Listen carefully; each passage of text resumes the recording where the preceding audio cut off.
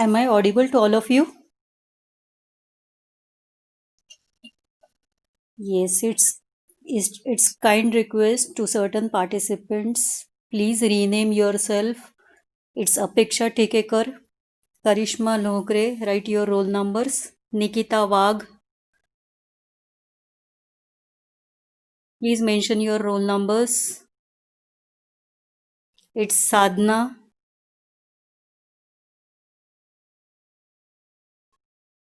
Do you know how to rename yourself? I think all of you know.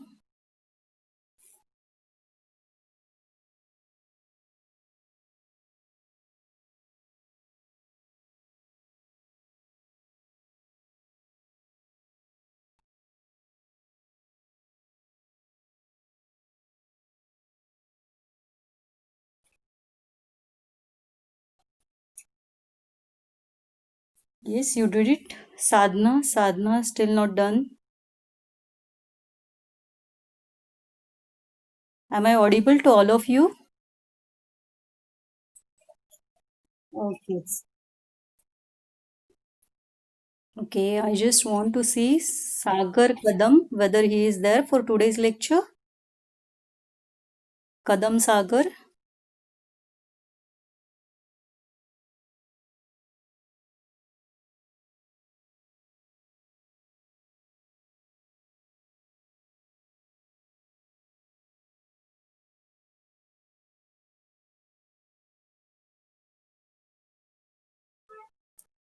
Same request to Rahul Kharade, Rashmi Hande, Jayesh, Tambe Prasad. Please mention your roll numbers.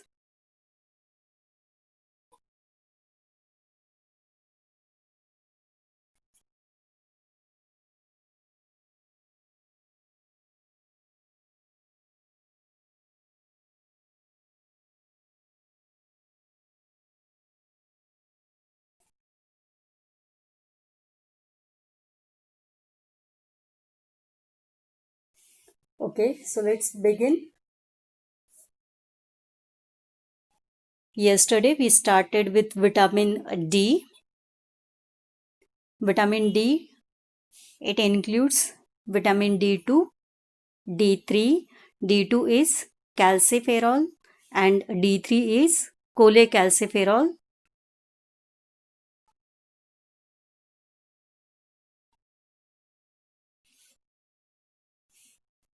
Why it is kidney hormone? We have seen yesterday.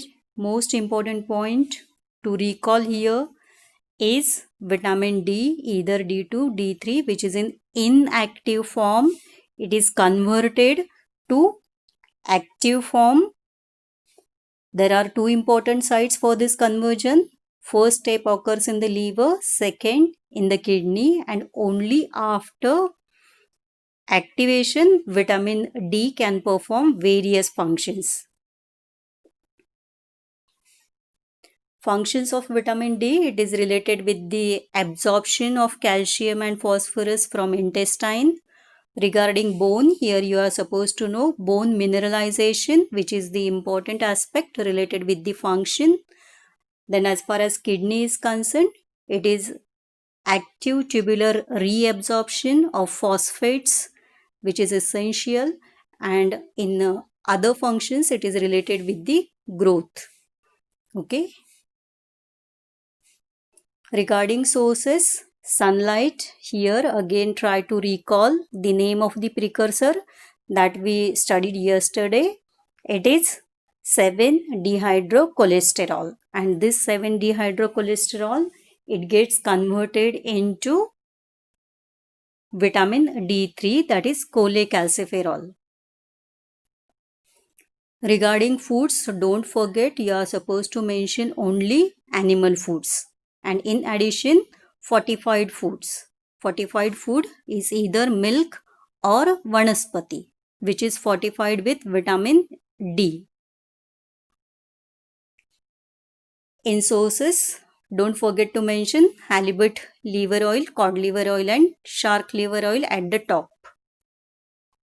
Regarding deficiency, two important biochemical things you are supposed to know as far as lab investigations are concerned. Here you should have to pay attention to serum calcium level, and you should have to see the level of alkaline phosphatase.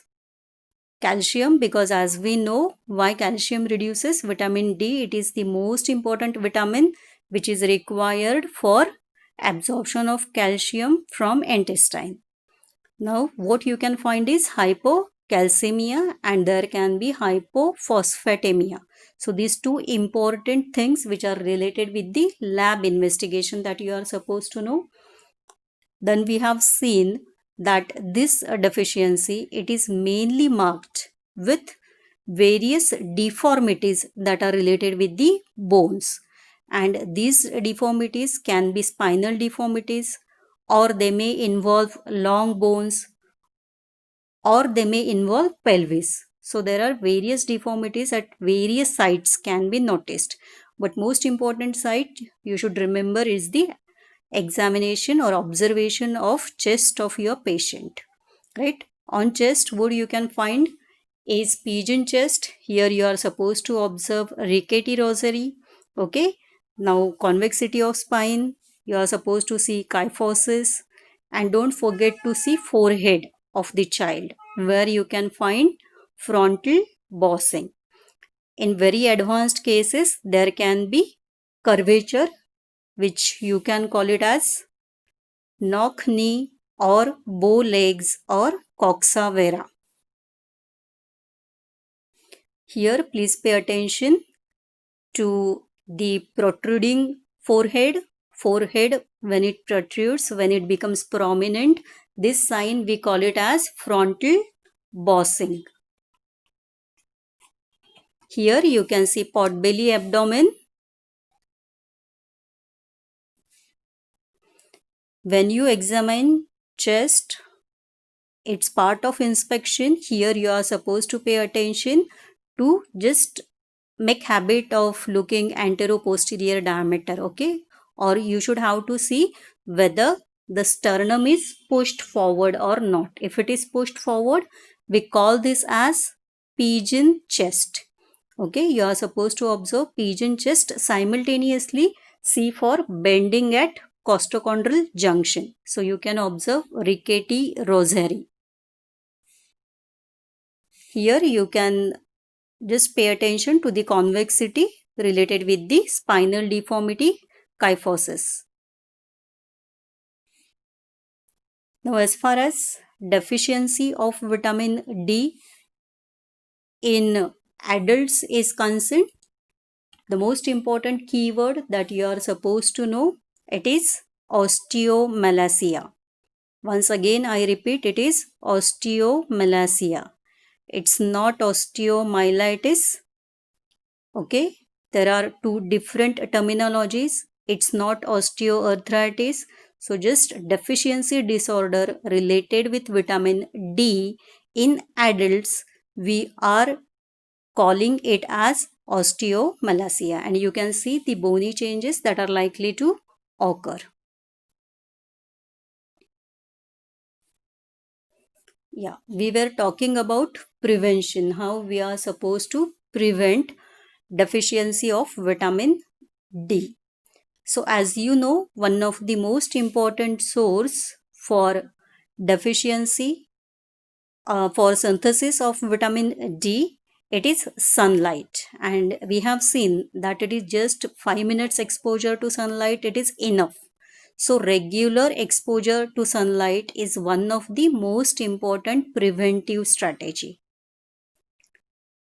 Another important preventive strategy what we use is food fortification. Now I think this concept of food fortification might be clear to all of you. Here we take either any food articles, and for vitamins the most commonly used food article is vanaspati, and this vanaspati, it is fortified with vitamin D. So remember, vanaspati as a source already we have discussed for vitamin A also and for vitamin D also. So same thing, it is part of prevention. So if we can fortify these food articles, that is vanaspati, with these vitamins, definitely, since vanaspati it is most commonly used by poor Indians, this will fulfill the demand of these vitamins. Okay, so food fortification is another important preventive measure. If required, prophylaxis of vitamin D can be given.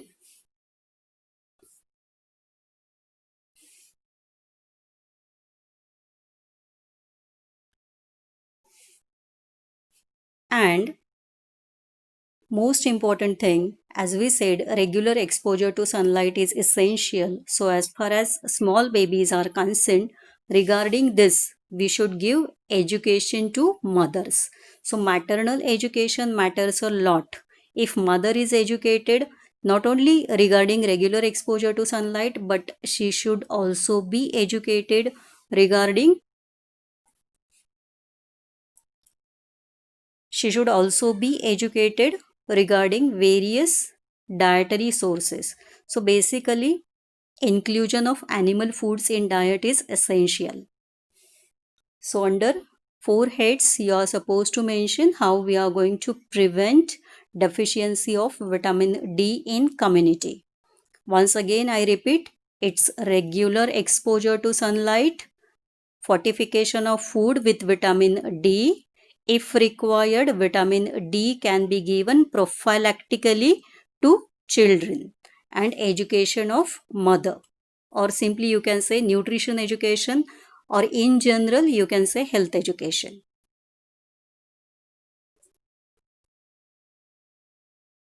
This is about vitamin D.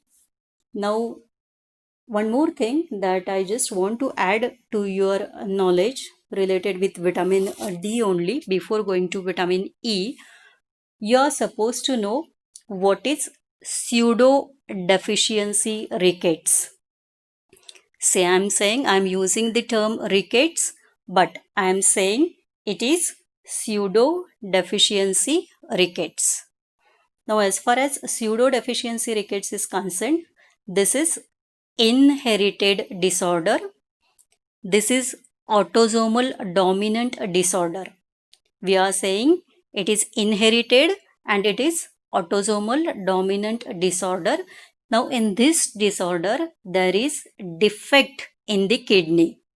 Now, since kidney is defective, the metabolically active form of vitamin D is not produced. I repeat, this is inherited disorder. Defect कहाँ पे है? Kidney में है. What happens? The metabolically active form of vitamin D is not formed. So the active form, that is 125 dihydroxycholecalciferol level, is reduced, but dietary intake is sufficient. That's why we are calling it as pseudo deficiency rickets. So this is just additional point as far as rickets is concerned. Just permit me to see participants.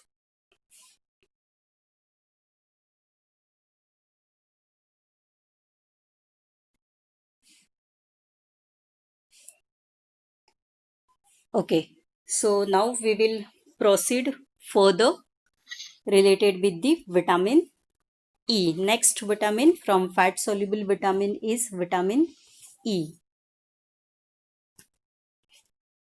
Name you can see here, vitamin E, it is called as tocopherol. Vitamin E, it is called as tocopherol. As far as tocopherol is concerned, there are different tocopherols, like there is alpha tocopherol, there is beta tocopherols.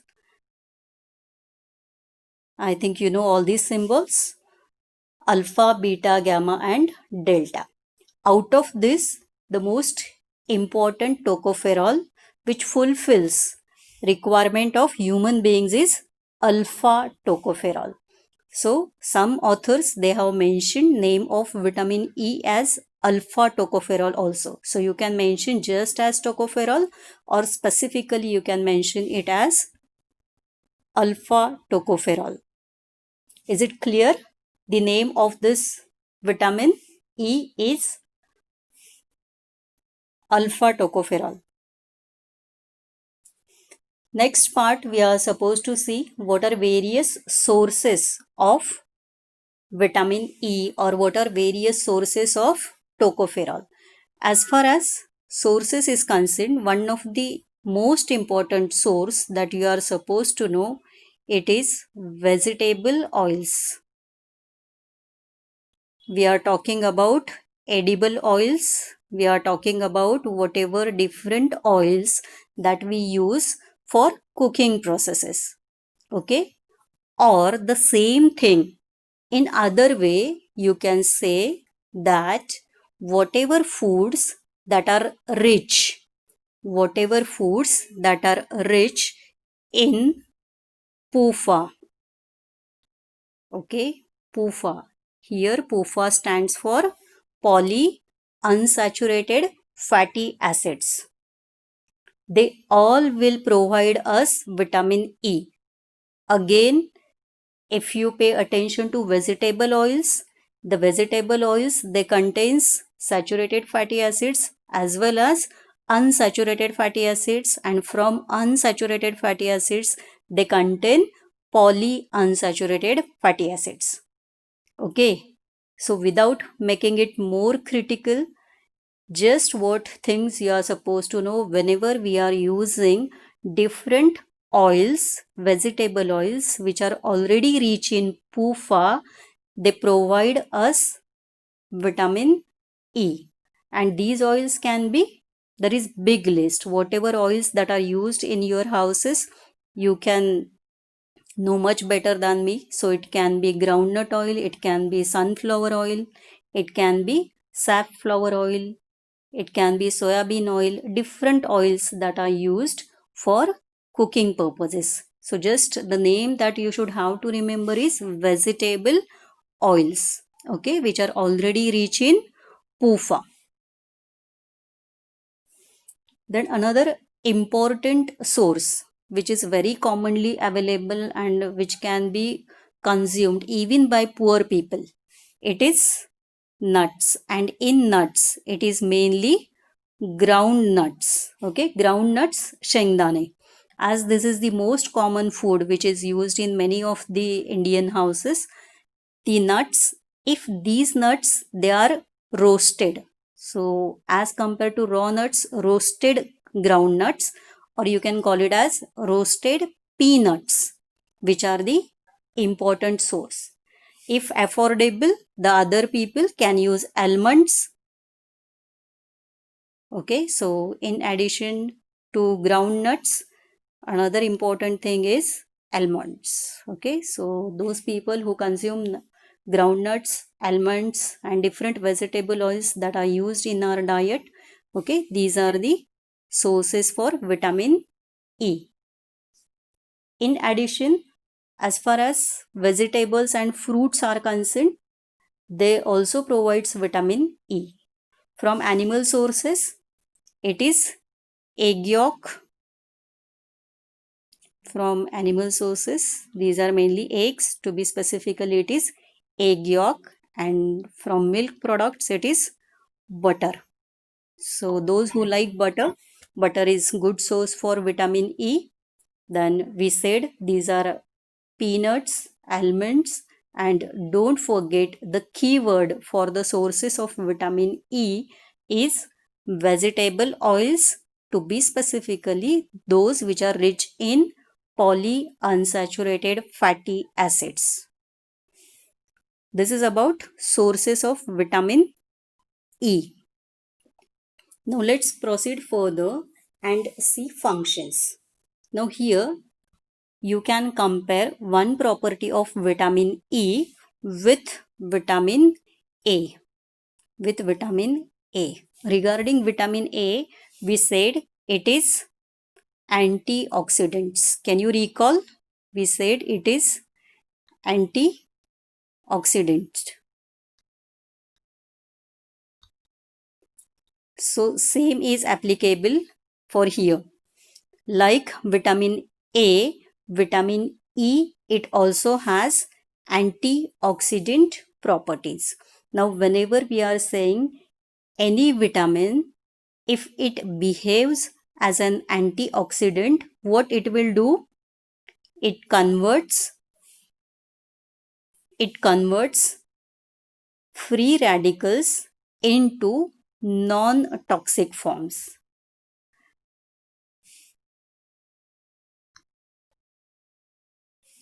It converts into non-toxic forms. Another important functions, as far as vitamin E is concerned, it has protective effect against coronary thrombosis. It has protective effects against coronary thrombosis. Now, how it is possible? Basically, vitamin E, it inhibits aggregation of platelets. So, by inhibiting aggregation of platelets, vitamin E provides protective effect against coronary thrombosis. Another important practical application related with vitamin E that you can do, it is related with menopausal symptoms. So whatever menopausal symptoms are there, to be specifically like hot flushes.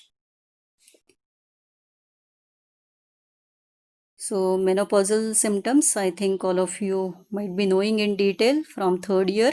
So whether there is depression or whether there is hot flushes or sleep disturbances, there are so many things, and we can get beneficial effects with the help of vitamin E as far as these menopausal or post-menopausal symptoms or syndrome is concerned. Few things were additional regarding functions, but the most important function which is important to mention in exam is antioxidant. So just one word that at least you are supposed to remember from vitamin E as far as its function is concerned, it is antioxidant.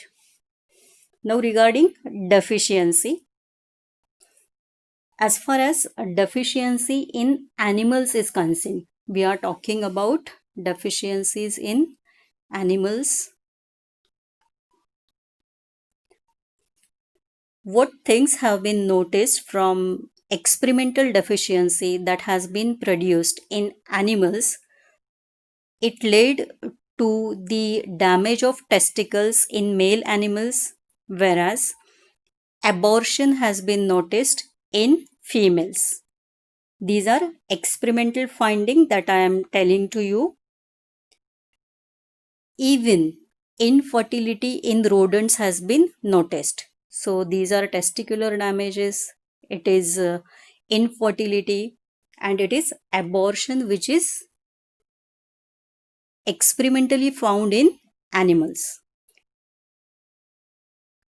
Just as far as humans are concerned, what thing is observed to be specifically in low birth weight babies? I'm talking about low birth weight babies, and if these low birth weight babies, in addition, they suffers from protein energy malnutrition.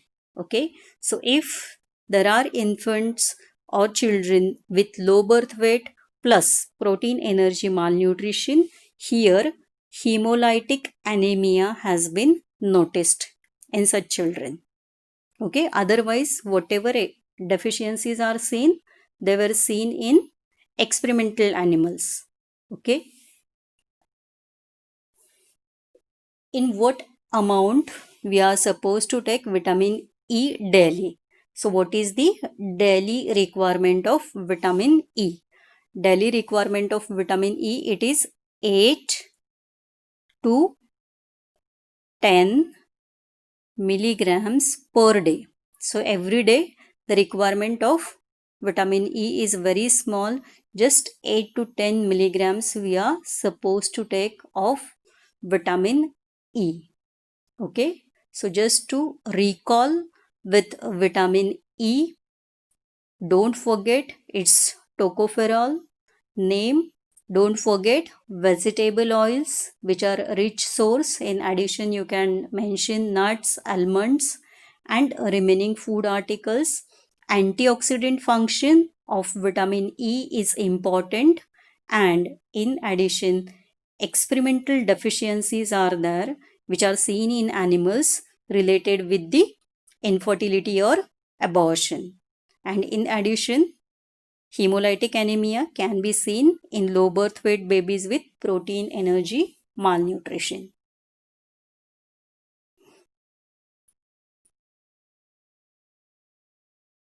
Yeah. Before going to vitamin K, once again, just permit me to see the participants because we will have to end this meeting and we'll have to join another meeting. Okay. And it's my kind request, please join in time, otherwise, you won't be permitted for the lecture. You all are listening to it. Those who joined late, specific instruction for you.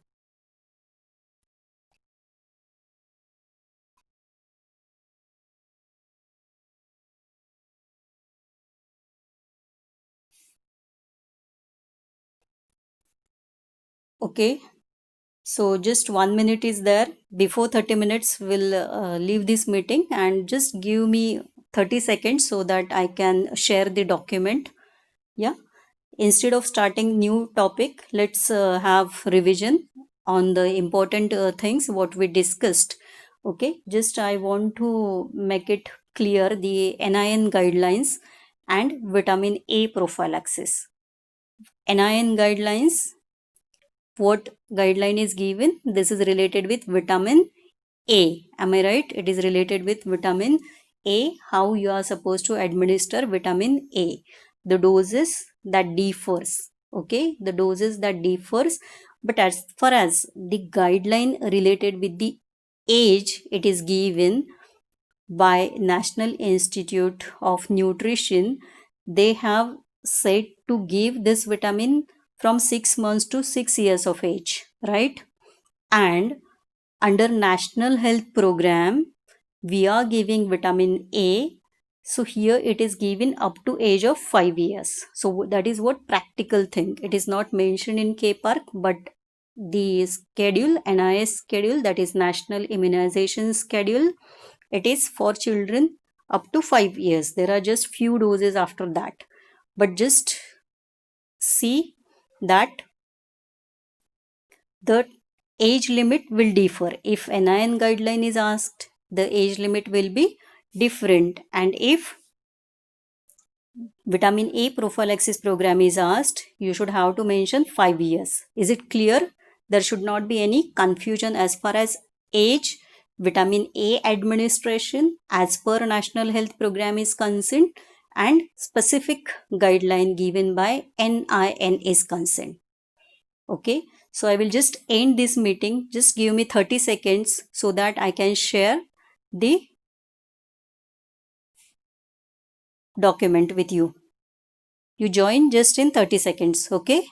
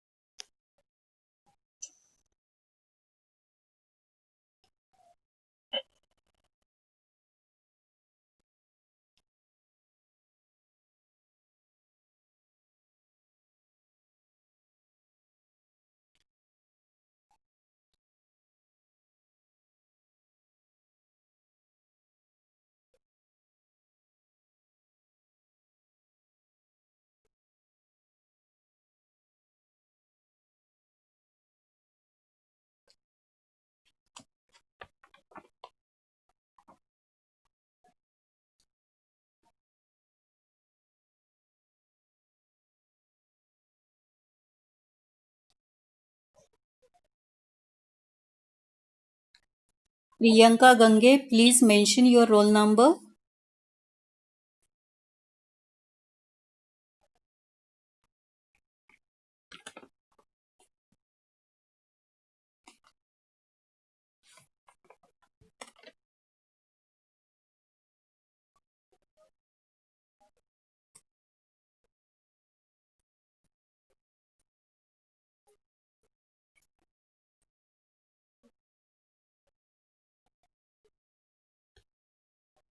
So let's begin with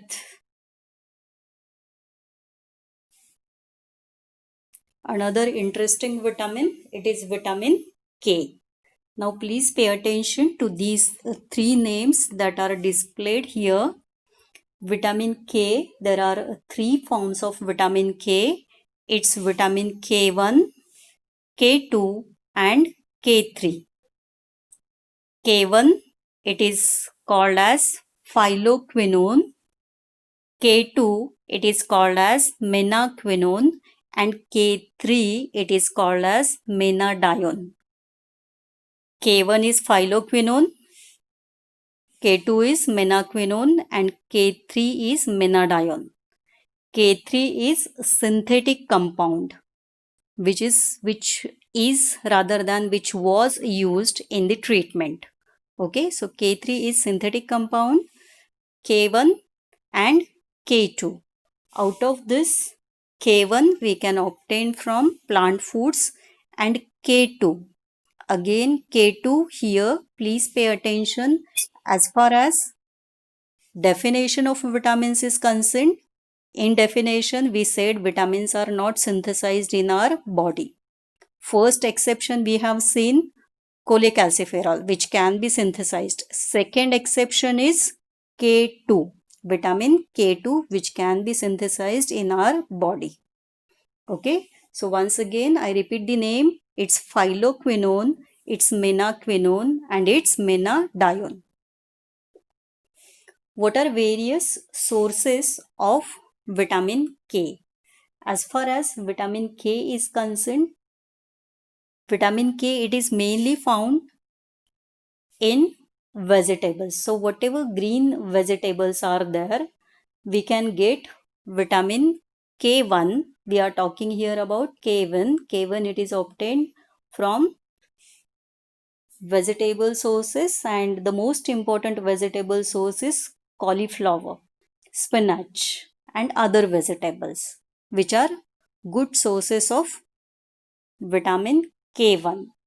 In addition to this, another important source which is related with animal sources. As far as animal sources is concerned, it is organ meat, that is pork liver, which is very good source.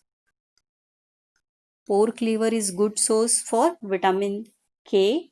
And another most important source here, which we less mentioned for previous vitamins, it is milk. Milk, it is one of the good source. Now as far as milk as source of vitamin K is concerned, just one additional thing you are supposed to know regarding the vitamin K content in human milk, that is breast milk and cow's milk.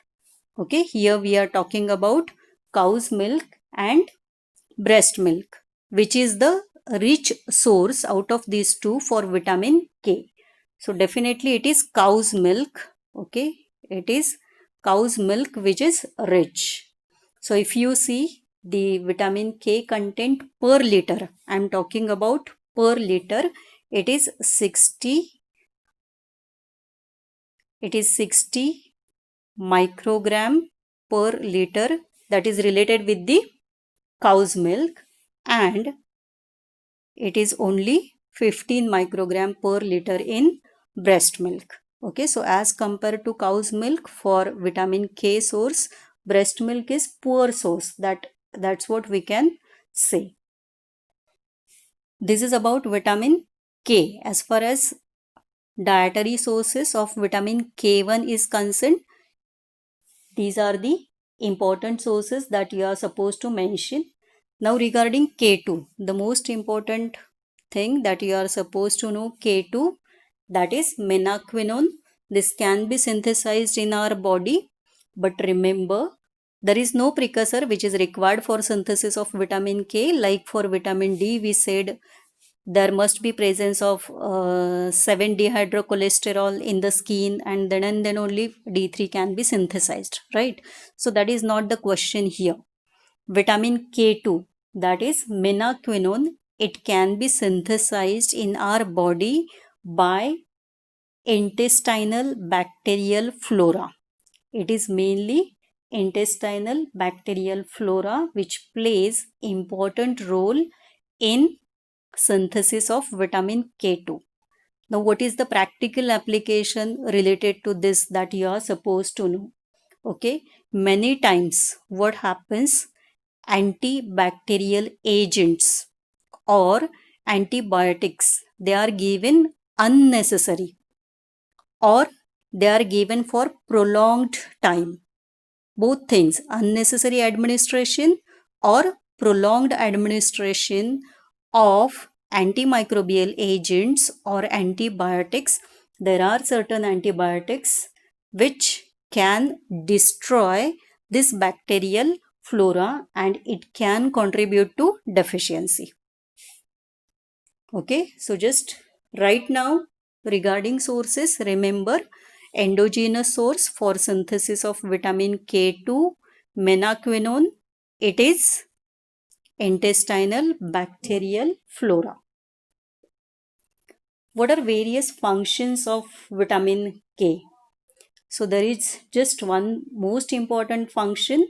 In one word, you can say vitamin K, it is required for blood clotting. How it is required for blood clotting? Mainly vitamin K, it is required for synthesis of factor 7, synthesis of factor 9 and synthesis of factor 10.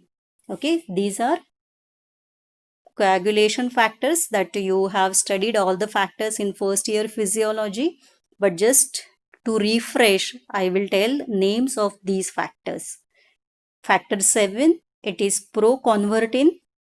Factor 9 is Christmas factor and factor 10 is Stewart power factor. If you can recall and write name, well and good. Otherwise, just remember factor 7, factor 9 and factor 10. These factors, they are synthesized in the liver, and for synthesis of these factors, vitamin K is required. Okay, so vitamin K, since it is required for production of certain coagulation factors, to be specifically, these factors are factor 7, factor 9 and factor 10. Okay, deficiency of these factors, or whenever these factors won't be synthesized in adequate amount, what happens? It will result in some coagulation disorders. What clinically you will find in deficiency, once you know the function, deficiency you can very well mention.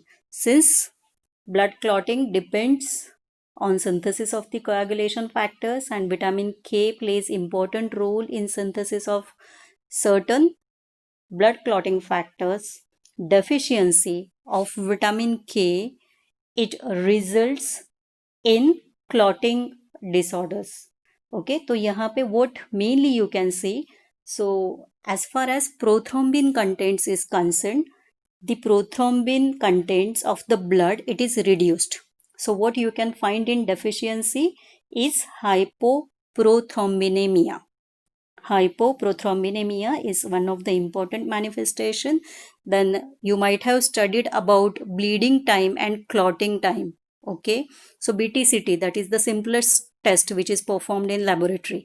Okay, so यहाँ पे what happens, clotting time is prolonged, so there is prolongation of clotting time. Yeah, now as coagulability of the blood is not able to clot, what we can get, there are various hemorrhagic manifestations. Okay, Another manifestation what we can get is hemorrhagic manifestations, and hemorrhages can occur at different sites. Okay, so it may occur in the form of epistaxis, or there can be hematemesis, or there can be melena. Okay, or even the patient with vitamin K deficiency may show increased tendency to bleed from skin and mucous membrane. And another thing that you may get in neonates at birth, even deficiency of vitamin K, it can contribute to intracranial hemorrhage. Okay, so just in one word, the deficiency you can say is hemorrhagic manifestations, and in detail you should know that clotting time is prolonged and there is hypoprothrombinemia. Now let's try to understand in whom, in which people we can find a deficiency of vitamin K. So what group is having higher risk? So basically, very basic thing is whenever there is less intake of vitamin K, dietary deficiency, or whenever there is lack of bile salts. Now since bile salts are required, there is inadequate absorption of vitamin K. Okay, so whenever vitamin K won't be absorbed adequately, it may result in deficiency. Another important thing that you should know is chronic diarrhea. Chronic diarrhea, can you remember what is the criteria to call diarrhea as chronic? We have finished with acute diarrheal diseases, am I right? Chronic diarrhea. So those persons who suffer from chronic diarrhea, the duration is more than 2 weeks. Okay, whenever the diarrhea persists for more than 2 weeks, we call it as chronic diarrhea. And in cases of chronic diarrhea, there is possibility of occurrence of vitamin K deficiency, because there is loss of vitamin K during chronic diarrhea, or some patients may show deficiencies also. So it's our responsibility to see the manifestations related with vitamin K deficiency in patients with chronic diarrhea. One more thing is those people who take antimicrobial agents. Right now we said antimicrobial agents or antibiotics. Okay, so they are also likely to develop deficiency of vitamin K, and these antibiotics are mainly tetracycline. So if the patients are taking tetracycline, if patients are taking chloramphenicol is less commonly used nowadays, or in certain severe diseases clindamycin is used. So if these antibiotics are taken by the patient, what can happen? And if they are taken unnecessary, or if they are taken for prolonged period rather, it may result in destruction of bacterial flora. And since bacterial flora gets destroyed, these patients won't be able to synthesize vitamin K2 in adequate amount and may suffer from deficiency of vitamin K. Is it clear? So don't forget, one condition is related with the treatment that our patient is receiving, and second thing, don't forget chronic diarrhea cases who are likely to develop deficiency of vitamin K. Okay, in addition to this, you should know that, as we said, whenever bile salts are lacking, or whenever there is inadequate absorption, when this possibility is there, those patients who are suffering from obstructive jaundice.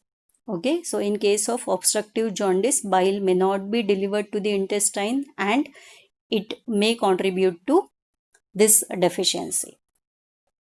One more thing related to deficiency you are supposed to know is these are basically newborn infants or neonates. These are newborns. Okay, and specifically if these newborns, they are born to mother who is taking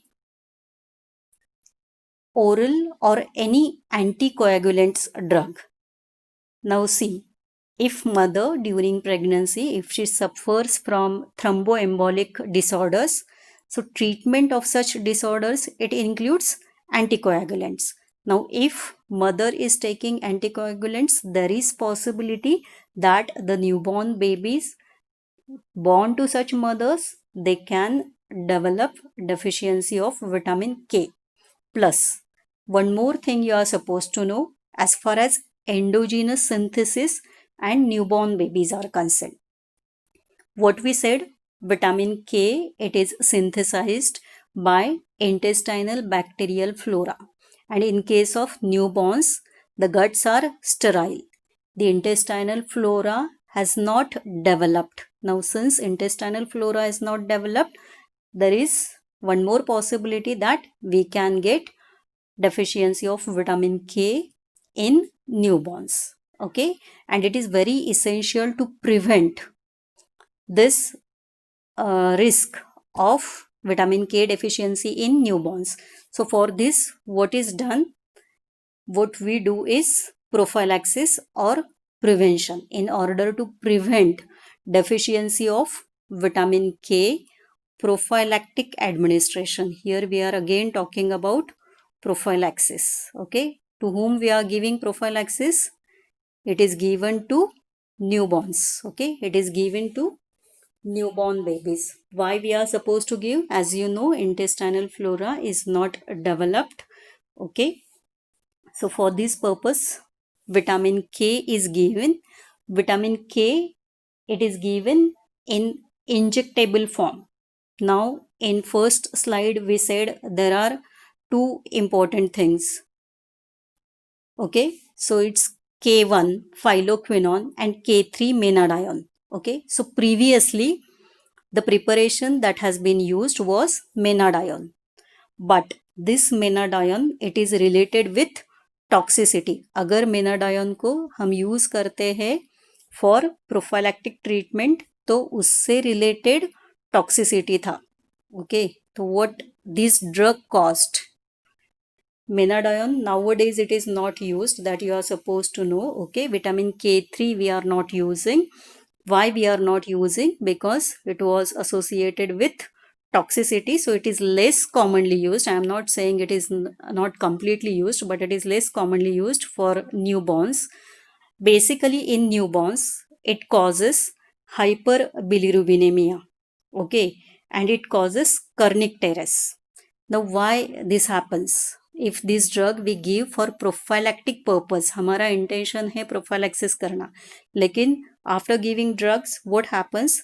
This may inhibit the glucuronide conjugation of bilirubin. So bilirubin metabolism, all of you know. Okay, one of the most important step in metabolism is its conjugation, which occurs in the liver. And for this, glucuronil transferase enzyme is required. Again, this enzyme is deficient in newborns. Okay, so that's why many of the times this drug may result in kernicterus or hyperbilirubinemia. And if these babies, they are having G6PD deficiency, this is another important thing. In malaria also we will see it. In G6PD deficiency, these babies are again likely to suffer from hemolytic anemia. Okay, so we are not using K3, or less commonly used is K3. What we are supposed to use is K1. The preparation which is used for prophylaxis, it is phytanodione. This preparation, it is called as, this is phytonadione. Okay, so this is additional thing. If you can remember this another name, well and good. Otherwise, at least you are supposed to know K1, K2, K3. Okay, phylloquinone, menaquinone and menadione.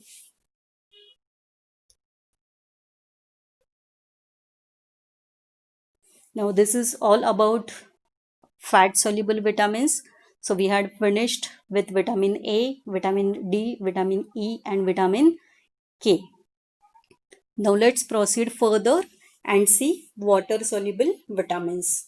The water soluble vitamins list is big, but whatever vitamins that are included in your syllabus, the list includes thiamine, riboflavin, niacin, pyridoxine, pantothenic acid, biotin, folic acid, cyanocobalamin. These are B group vitamins, and in addition to that, vitamin C, that is ascorbic acid.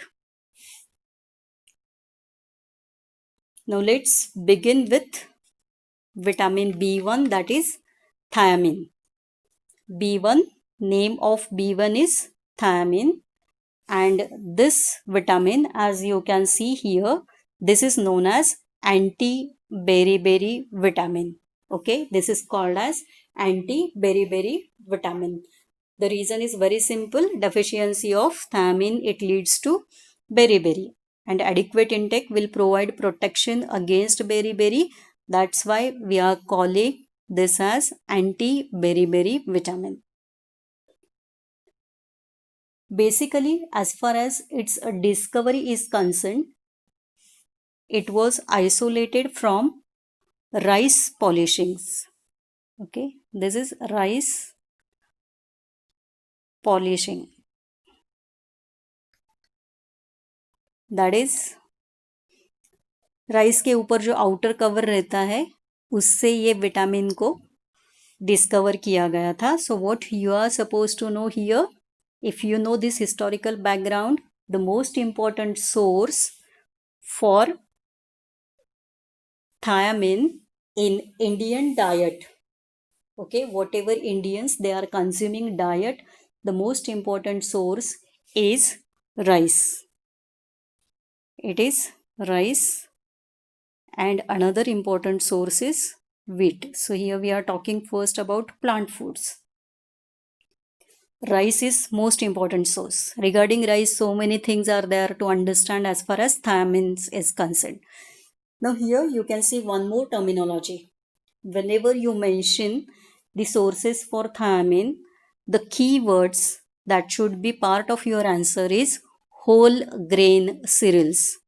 We are saying whole grain cereals. Now whole grain cereals, it further, the most important sources is rice and wheat. Okay. Again in rice, to be specifically, it should be unpolished rice, or it should be, just wait Rahul, just wait 2 minutes, because we'll have to end this meeting. Yeah, because Patil ma'am's lecture is there, or else you can call me, will it be better? Yeah, okay.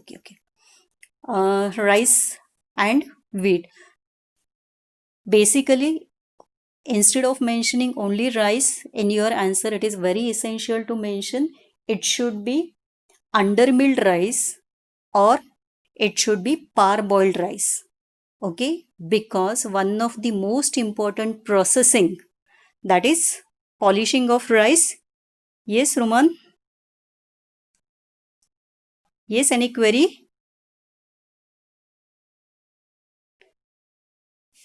Yes. Okay. Thank you so much. Now, since Dr. Patil ma'am's lecture is there, we will start with the attendance and we will continue later on in next lecture. Yes, Rahul. Rahul, what do you want to ask?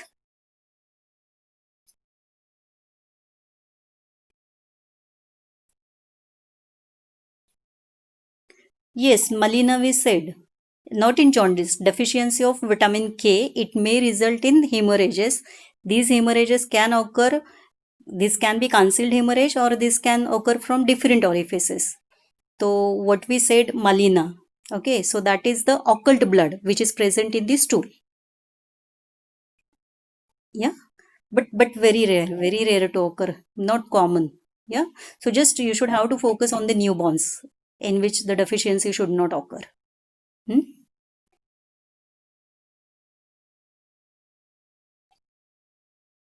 Yes, yes.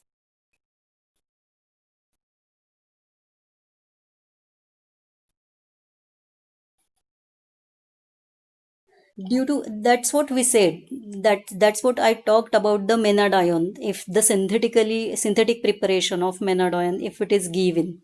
Okay, there are several toxicities. I think you might be talking about toxicities. Okay, so we'll just talk later on. And it's a kind request, CR, to take attendance, please.